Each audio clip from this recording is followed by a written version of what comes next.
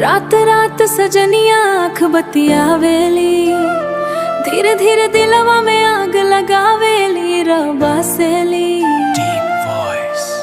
तोहरे बिना अब ना लागे कहीं, आज की रात बस तू ही तू सही।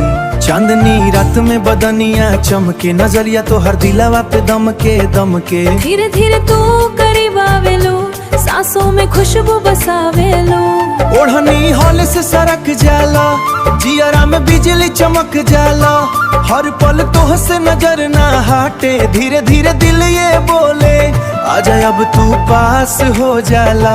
जब तू छू के निकल जाला, रात भर सजनी करे इशारा, दिलवा हो गइल बेकाबू हमारा।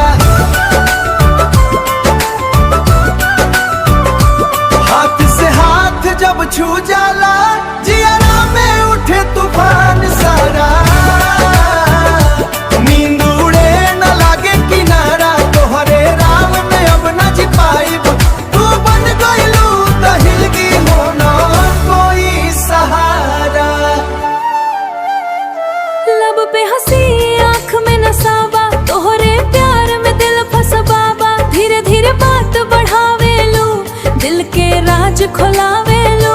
नजदीक आवे के बहाना खोजलू, हर बात में हमके ही सोचेलू।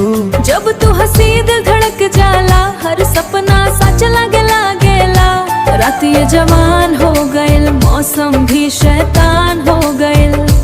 पास तू और पसासा जा, आज सब अरमान पूरा हो जा।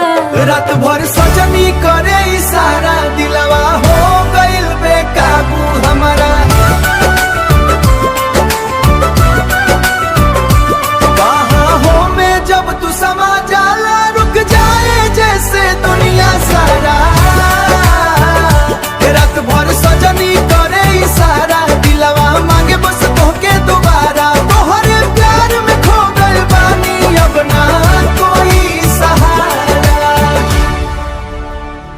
दिल के धड़कन तोहरे नाम, हलमहा तोहरे संग के अरमान।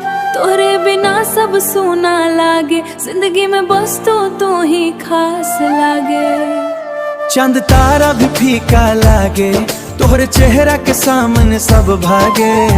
रात भर बस साथ निभाइब, तोहरे प्यार में खुद के भुलाइबो। हमारा सांस में हमेशा रह जाइबो।